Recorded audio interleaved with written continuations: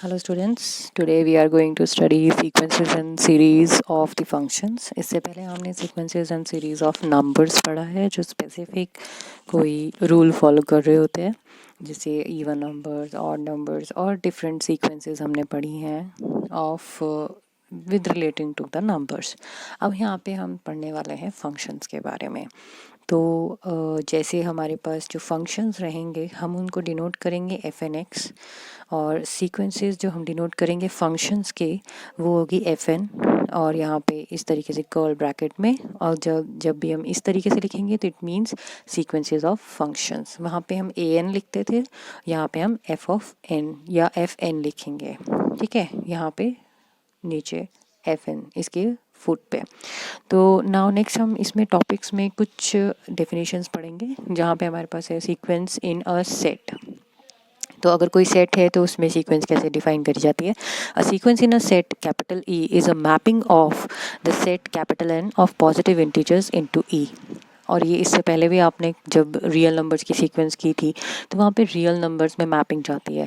तो यहाँ पर आपके पास क्या आ रहा है कि हम एक सीक्वेंस ले रहे हैं जो इस सेट का है. Is a mapping. मैपिंग मतलब जैसे आप फंक्शन डिफाइन करते हैं तो यहाँ पर आपके पास नेचुरल नंबर्स टू आर जाता है रियल नंबर्स पे. तो अगर हम इस तरीके से कोई मैपिंग डिफाइन करते हैं, फंक्शंस डिफाइन करते हैं, तो F N is equal to N square for all N belongs to capital N. ये N square belongs to the R set और ये जो n हम यहाँ पे डालेंगे वो it belongs to the set of natural numbers. जो the image F N is denoted by F N. ठीक है, n जो आपके यहाँ पे लिख रहे हैं या तो हम इस तरीके से लिख सकते हैं या तो इस तरीके से. And it is called the nth term of the sequence. जैसे वहाँ पे ए एन हम लिखते थे तो यहाँ पे f one first function, second function, third function up to f n, या फिर हम सिंपली इसको इस तरीके से लिखते हैं. तो this is called sequence in a set for the functions. अब यहाँ सीक्वेंस ऑफ फंक्शंस अगर हमें लिखना है तो a sequence whose terms are real valued functions defined on a set capital E is called sequence of function. तो अगर कोई फंक्शन हमारे पास, कोई सीक्वेंस हमारे पास आ रहा है जिसकी जो टर्म्स हैं, जैसे ये A one A two A three जैसे हम वहाँ पे लेते थे, अगर वो टर्म्स रियल वैल्यूड फंक्शंस होती हैं जो कि एक डिफाइन किस पर है, सेट ई पर, तो हम कहेंगे सीक्वेंस ऑफ फंक्शंस. ठीक है, तो हमारे पास सीक्वेंस ऑफ फंक्शंस हो गया. फॉर एग्जांपल अगर हम इसको लिखना चाहें तो एफ एन एक्स अगर हम लिखते हैं तो इस तरीके से ब्रैकेट में लिख दिया और इसको हम ऐसे लिख सकते हैं f N x is equals to one over n x for all x belongs to the set of real numbers and n belongs to the set of natural numbers. तो इसका मतलब क्या हुआ, ये आपके पास सीक्वेंस किसका रियल वैल्यू. अब जैसे f1 लिखोगे तो f1 क्या होगा, वन ओवर वन एक्स मतलब एक्स. अगर टू लिखेंगे तो वन ओवर टू एक्स. तो वन ओवर टू एक्स एक डिफरेंट फंक्शन हो गया. अगर हम थ्री लिखेंगे, एफ थ्री लिखेंगे तो वो वन ओवर थ्री एक्स हो जाएगा, वो डिफरेंट फंक्शन हो जाएगा. इस तरीके से हमारे पास डिफरेंट डिफरेंट फंक्शंस बन जाएंगे, उनकी एक सीक्वेंस बन जाएगी, वो इस तरीके से हम यहाँ पे लिख सकेंगे. तो हमारे पास जो सीक्वेंस बनेगी उसे हम सीक्वेंस ऑफ फंक्शंस कहते हैं. नेक्स्ट हमारे पास है यूनिफॉर्मली बाउंडेड सीक्वेंस. वो क्या होता है उसको हमें डिफाइन करना है. अ सीक्वेंस जो इस तरीके से लिखी जाए ऑफ रियल वैल्यूड फंक्शन, मतलब जिसकी वैल्यूज रियल आई एम जैसे रियल में जा रही है, जैसे यहाँ पे सेट पे यहाँ पे जा रहा है. तो real valued function defined on a set capital E is called uniformly bounded on a set capital E if there exist a real number capital M. अगर हम इस तरीके से लिख सकते हैं कि अगर हमारे पास यूनिफॉर्मली बाउंडेड सीक्वेंस हम कहना चाहें किसी फंक्शंस के ऊपर डिपेंड करता है, तो there must exist some real number M, जैसे such that modulus of F N x is less than M. ठीक है, तो ये बाउंडेड हो गया बिकॉज आपके पास ये, अगर आप इसको मॉडुलस की प्रॉपर्टीज लगाएंगे तो it is bounded between minus M to M. ठीक है, तो for all x belongs to capital E and for every positive integer small n. तो आपको पता चल गया होगा जैसे हम वहाँ पे बाउंडेड सीक्वेंस बताते थे, यहाँ पे भी वैसे ही बाउंडेड सीक्वेंस है, बट ये फंक्शंस पे ही है, वहाँ पे नंबर्स की होती थी. अब नेक्स्ट हमारे पास वेरी इंपॉर्टेंट कंसेप्ट आ रहा है pointwise convergent and uniformly convergent. ये हमारे पास दोनों बेसिक डेफिनेशंस आएंगी. नाउ इसमें कंसेप्ट क्लियर होना चाहिए कि पॉइंट वाइज कन्वर्जेंट और यूनिफॉर्मली कन्वर्जेंस क्या होता है. तो पहले हम डिफाइन करते हैं पॉइंट वाइज कन्वर्जेंस.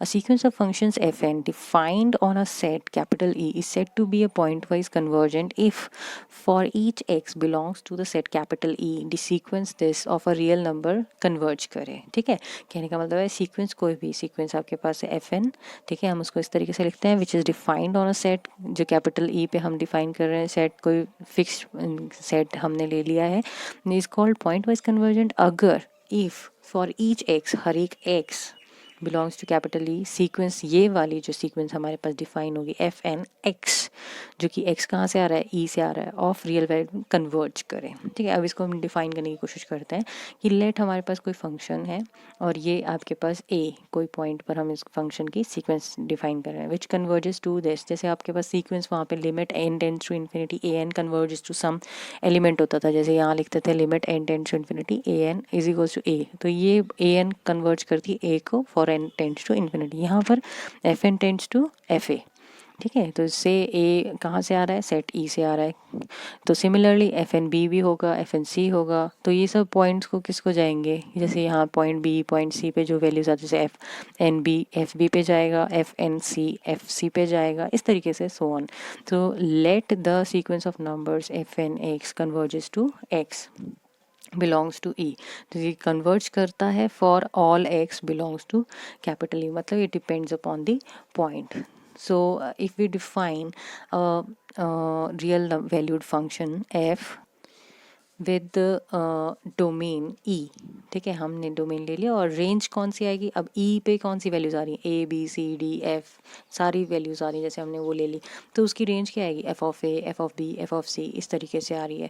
तो सच दैट कैसे होगा, F X is equals to limit X tends to infinity F N x for all x belongs to E, तो ये आपके पास एलिमेंट आएगा। ठीक है, तो ये हमारे पास दोनों चीज़ें हो गई।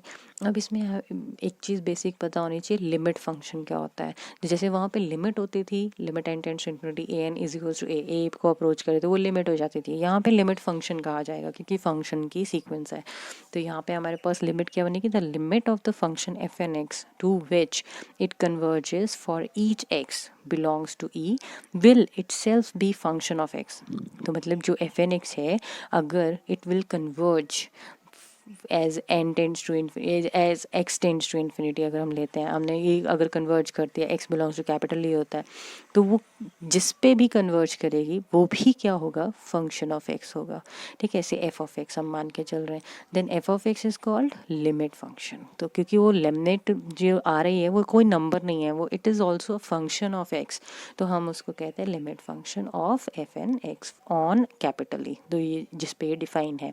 तो हम इसको मैथमेटिकली लिख सकते हैं, f N x converges to f x for all each x belongs to capital E as n tends to infinity.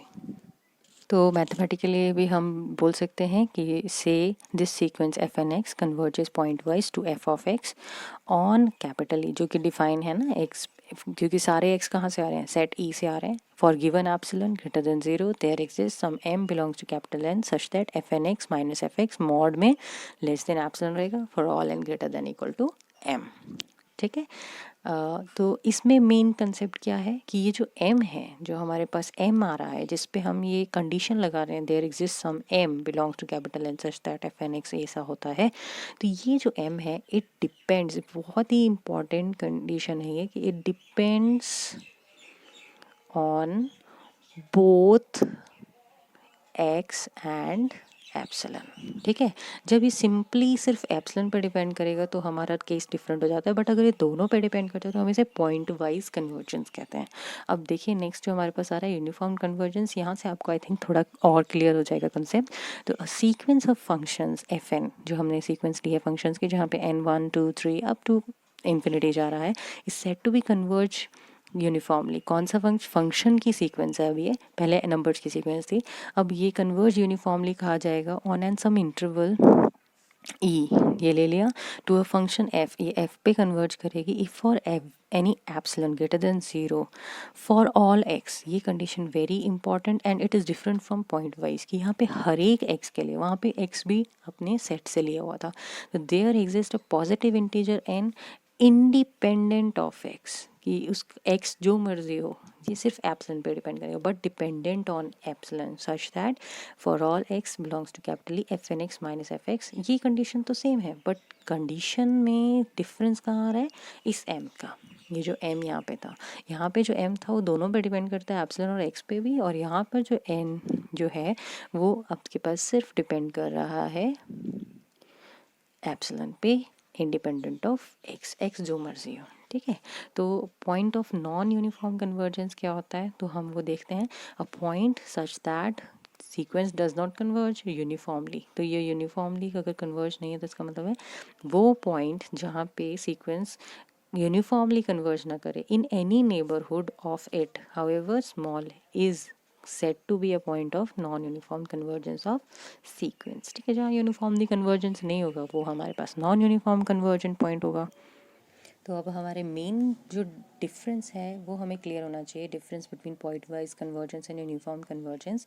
तो हमारे पास पॉइंट वाइज कन्वर्जेंस में क्या है, for each epsilon greater than 0 for each x belongs to capital there exists a positive integer n which depend upon epsilon n। ये m आया ना, तो यहाँ पे अगर हम मैं कैपिटल n में लेती हूँ तो ये जो अगर मैं यहाँ पे सिर्फ कैपिटल n लेती m नहीं लेती तो यहाँ पे हमारे पास नेचुरल नंबर से हम पॉइंट ले रहे हैं, तो ये x और एप्सिलॉन दोनों पे जब डिपेंड करे तो वो होता है pointwise convergence. But uniform convergence में होगा for each epsilon greater than 0 it is possible to find a positive integer n which is depending upon epsilon but not depending upon x या फिर independent of x। सो भी condition तो same ही रहेगी, बस यहाँ पे जो मेन एलिमेंट होगा वो नहीं होना चाहिए। तो every point wise convergent sequence need not be uniformly convergent. जो पॉइंट वाइज कन्वर्जेंट ज़रूरी नहीं है कि वो यूनिफॉर्मली कन्वर्जेंट हो। और एक और पॉइंट वेरी इंपॉर्टेंट है कि a sequence which is not point wise convergent can not be uniformly convergent. वो कभी हो ही नहीं सकती, बिकॉज कि अगर वो पॉइंट वाइज होगी तो x और ई एप्सिलॉन दोनों पे डिपेंड कर रहा होगा उसका m। हालांकि जब हम यूनिफॉर्म कन्वर्जेंस करेंगे तो हमारा सिर्फ डिपेंड करेगा एप्सिलॉन पे। नेक्स्ट वेरी इंपॉर्टेंट कंडीशन है इस चीज़ को चेक करने के लिए कि ये यूनिफॉर्मली कन्वर्जेंस है या नहीं, तो वो है Cauchy's criteria for uniform convergence. A sequence of function f n, जो कि सीक्वेंस है f n defined on capital E converges uniformly on capital E if and only for every epsilon greater than 0 and for all x belongs to capital E there exist a positive integer n such that modulus of F n plus p, ये जो n plus p है, minus f N x is less than epsilon for all n greater than equal to capital n। Capital n हमारे पास कोई fixed point होगा, ठीक है, और p is greater than equal to 1 रहेगा। तो अगर आप कहते हैं कि ये कंडीशन आपकी सेटिस्फाई हो रही है तो हम कहेंगे कि by Cauchy's criteria the given sequence is uniformly convergent. अब इसको देख लेते हैं, इसको प्रूफ हमें करना है because it is the case of if and only if. तो हमें ये बताना है, जैसे सीक्वेंस दी हुई है एफ एन एक्स जो डिफाइंड है कैपिटल ई पे, कन्वर्ज करेगी यूनिफॉर्मली तभी करेगी अगर एप्सिलॉन ग्रेटर देन 0 होगा और for all x belongs to capital E ऐसा कोई पॉजिटिव इंटीजर हमारे पास n आए सच दैट वो इस कंडीशन को फुलफिल करता हो। तो हम पहला करते हैं the condition is necessary, assume that the function the sequence f n converges uniformly on capital E. ये हम मान के चल रहे हैं कि कन्वर्ज कर रही है to the limit function f. ये हमें पता है लिमिट फंक्शन ही आएगा क्योंकि एफ एन सीक्वेंस है फंक्शंस का। Therefore, to a given epsilon greater than 0 and for all x belongs to the AB आपके पास AB included है, B भी included है, there exists some positive integer m1 m2 such that अब हम अलग अलग लेके चलते हैं कि fn x minus fx mod is less than epsilon by 2 for all n greater than equal to m1। ये हमारे पास लिमिट की डेफिनेशन हो गई ना लिमिट फंक्शन की। और इसी तरीके से fn प्लस p अगर हम कोई सीक्वेंस लेते हैं, टर्म्स लेते हैं, तो F n plus p x minus f x भी एप्सिलॉन बाय 2 होगा। क्यों? क्योंकि दोनों की लिमिट सेम ही है। तो फॉर ऑल यहाँ पे n greater than equal to m1 ले लिया हमने, कोई फिक्स पॉइंट ले लिया जिसके लिए ये चीज़ ट्रू है, और कोई फिक्स पॉइंट ले लिया n greater than equal to m2 जिसके लिए ये चीज़ ट्रू है। तो हम हमने कैपिटल n ले लिया जो मैक्सिमम है m1 और m2 का, दोनों का ही मैक्सिमम रहेगा। तो therefore modulus f N x minus f x, क्योंकि हमने कंबाइन कर दिया है, लिमिट्स सेम है, तो ले रहे हैं epsilon by 2 for all n greater than equal to some fixed n हो गया ना, मिक्स इनमें से जो भी मैक्सिमम होगा वो हम यहाँ रख देंगे। तो modulus of F n plus p x minus f x less, जैसे आपने डिफरेंशियल कैलकुलस में लिमिट्स प्रूव की होती थी कि यूनिक लिमिट एग्जिस्ट करती है, तो यहाँ पे हमें बताना है कि ये जो फंक्शन है ये भी कन्वर्ज इसको कर रहा है, इसको भी कर रहा है, तो हमारी ये कंडीशन फुलफिल होगी अगर वो यूनिफॉर्म कन्वर्जेंस होगा। तो यहाँ पर हमारे पास ये चीज़ आ गई, f N x minus f x आ गया। इसी तरीके से यहाँ पे आ गया f n plus p x minus f N x, क्योंकि हमें ये बताना है कि ये चीज़ लेस देन एप्सिलॉन आएगी। तो हमने इसको डिफरेंस लिख दिया, इसमें हमने एक बार एफ एक्स ऐड करा दिया, एक बार सब्ट्रैक्ट करा दिया और यहाँ पे माइनस एफ एन एक्स आ गया। ठीक है, तो ये चारों चीज़ें आ गई, सेम ही है। ठीक है, सो जो ये आपके पास आ गई मॉडुलस, तो हमारे पास ये टर्म बन गई, हमने इसको स्प्लिट कर दिया and we know that mod a minus जो भी आपके पास बी आ रहा है, इट इज़ लेस देन और equal to mod a plus mod b. ठीक है, तो हमारे पास ये चीज़ less than epsilon by 2 plus epsilon by 2, ये हमने वैल्यूज़ लिख दी बिकॉज स्ट्रिक्टली लेस देन है, ये भी strictly less than epsilon by 2 है, ये भी strictly less than epsilon by 2 है, क्योंकि इसकी लिमिट भी एफ ऑफ एक्स है और इसकी लिमिट भी एफ ऑफ एक्स है। By the definition of limits हम लिख सकते हैं एप्सिलॉन बाय 2 एप्सिलॉन 2, जो हमने इससे पहले की कंडीशंस ली थी, for all which becomes total epsilon हो गया ना, for all n greater than equal to capital N and p is greater than equal to 1। तो यहाँ पे कहने का p greater than equal to 1 यहाँ ये हो जाएगा कि जैसे एफ एन आपके पास 2 आता है तो ये f2 हो जाएगा, और ये f2 हो गया तो f2 प्लस अगर हम इक्वल टू 1 लेते तो 2 प्लस 1 हो जाएगा, दैट इज f3 हो जाएगा, या फिर 2 प्लस 2 लेते हैं तो f4 हो जाएगा and so on. Now we are going to do the sufficient condition कि अगर हमारे पास दिया हुआ है कि modulus of F n plus p f x minus f N x is less than epsilon for all n greater than equal to n and p is greater than equal to 1, तो हमें prove करना है कि uniformly convergence है। तो let's see, we assume that the given condition holds by Cauchy's general principle of convergence, f N x converges for each x belongs to capital E to a limit say f। ये हमने study किया हुआ है पहले भी, the sequence converges pointwise to f, क्योंकि वो x पे डिपेंड कर रहा है इसलिए हम कहेंगे इसको पॉइंट वाइज टू f हमारे पास है। हमें प्रूव करना है कि ये यूनिफॉर्म है। तो for a given epsilon greater than 0 we choose a point positive integer capital N such that ये जो इक्वेशन 1 है ये वाली ये होल्ड करे। ठीक है, हमें यूनिफॉर्म कन्वर्जेंस बताना है, that is it depends upon epsilon only and it is independent of x. तो हमारे पास आ रहा है ये टेकिंग अ फिक्स्ड वैल्यू ले ली हमने इस n की and we let p tends to infinity in equation 1। अगर p टेंड्स टू इन्फिनिटी हो जाएगा तो भी हमारे पास क्या है, जो फंक्शन है, क्योंकि वो लिमिट उसकी एग्जिस्ट करती है फंक्शन लिमिट फंक्शन को, तो F n plus p tends to f हो जाएगा as p tends to infinity. तो देयरफॉर क्या हो जाएगा, मॉडुलस ऑफ एफ एक्स, ये जो चीज़ है ये मॉडुलस एफ एक्स बन गया क्योंकि ये लिमिट बन रही है एफ एक्स की। तो नेक्स्ट क्या हो जाएगा, this is f x minus f N x mod is less than epsilon for all n greater than equal to capital N and for all x belongs to capital E. क्यों, क्योंकि because of this one. तो हमारे पास क्या बन रहा है, that is modulus of F N x, क्योंकि मॉडुलस है तो हम इसको आगे और इसको पीछे कर सकते हैं, या माइनस कॉमन ले ले तो भी पॉजिटिव रहेगा, सेम कंडीशन सेम चीज़ रहेगी, is less than epsilon for all n greater than equal to capital N and for all x belongs to capital E. So therefore fnx is tending to fx uniformly on capital E, because हमने वहाँ से क्या गया, it depends upon, इसमें तो x कहीं पे भी नहीं रह रहा because x belongs to capital E, और हमारा n हमने फिक्स लिया है, ये हमारी कंडीशन मेन जो आ रही है कि हमारा n जो है वो फिक्स है। ठीक है, and which is depending upon epsilon but not depending upon x, क्योंकि हमारा अगर x पे डिपेंड करे तो चेंजेस आते रहेंगे, x चाहे 1 हो 2 हो 3 हो 4 हो, ये n तो फिक्स रहेगा। तो इसीलिए हमारे पास क्या आ रहा है, it just only depends upon epsilon और therefore it is uniformly convergent. तो हमारे पास sequence f N x converges uniformly to f f x on capital E. This result can be written as f N x minus f m x modulus less than epsilon, क्योंकि यहाँ पे n plus P लिखो या exact value लिख दो m तो भी difference वही रहेगा, तो हमारे पास ये भी चीज़ सेम ही है। देन द आर्टिकल हमारे पास जो मेन है वो है लेट एफ एन एक्स, हमारे पास कोई सीक्वेंस होगी, कोई फंक्शंस के सीक्वेंस होगी, and g n x is also functions की सीक्वेंस होगी। Be to sequence is defined on a set, जिसमें हमारे पास एक्स की वैल्यूज़ कहाँ से आ रही है, कैपिटल ई से आ रही है, तो depend on the set capital E हो गया।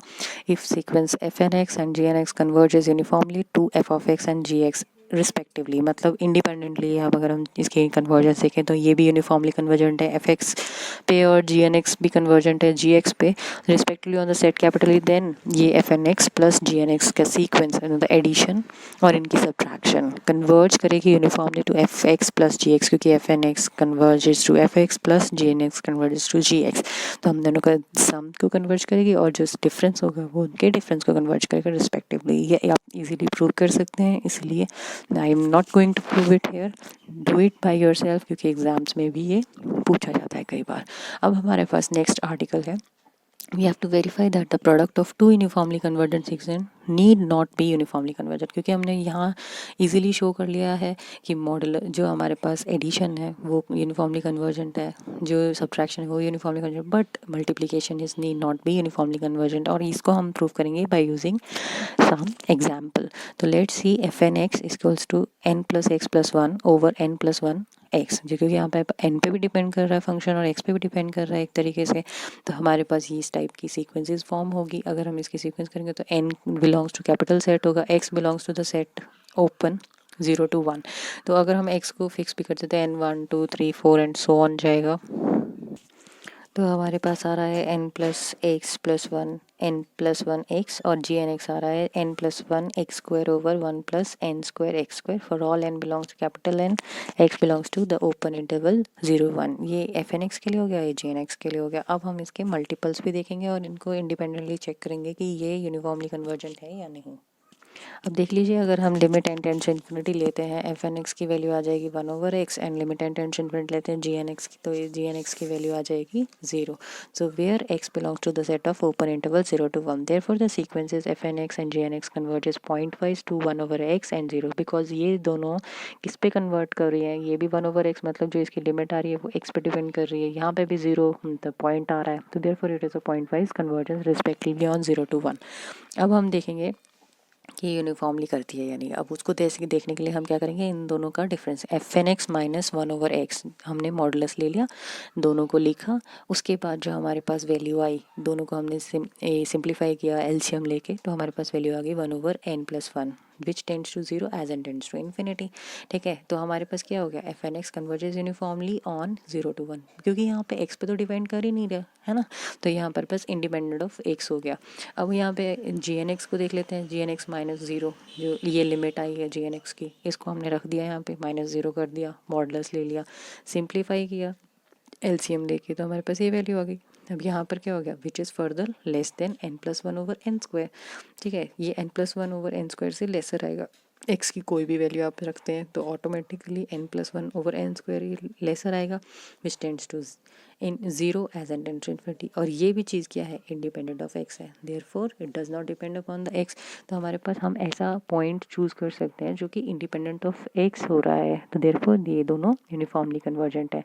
Now therefore this sequence n+1 x² it converges uniformly to 0 on 0 1।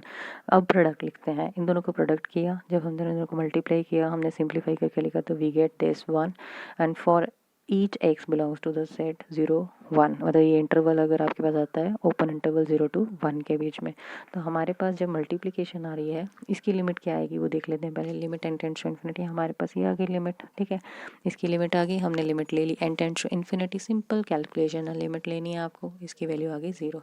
Now assume that this sequence converges uniformly to 0। ठीक है, हमें मान के चलते हैं कि आपकी 0 के साथ आ रही है, तो हम एक ऐसा एप्सिलॉन चूज़ कर सकते हैं जो 0 और 1 के बीच में हो, पॉजिटिव हो, और एप्सिलॉन हमने चूज़ कर लिया 1/4। So there exist some m belongs to capital N। तो हमारे पास क्या, हम ये प्रूव कर, हम ये देखेंगे कि क्या ये x पे डिपेंड कर रहा है या बिना x के डिपेंड करे भी काम चल जाता है। तो यहाँ एफ एन एक्स माइनस जी एन एक्स, क्योंकि ये लिमिट इसकी 0 आ रही है, तो हमने दोनों का डिफरेंस लिख लिया, यहाँ पे आ गया हमारे पास n x plus x² plus x over 1 + n² x² -0। ठीक है, ये हमारे पास इन दोनों की मल्टीप्लिकेशन की लिमिट है, हमने इसको सिंप्लीफाई कर दिया, लेस देन एप्सिलॉन आ गया, लेस देन एप्सिलॉन मतलब 1/4 आ गया, for all n greater than equal to m and x belongs to the set of open interval 0 to 1।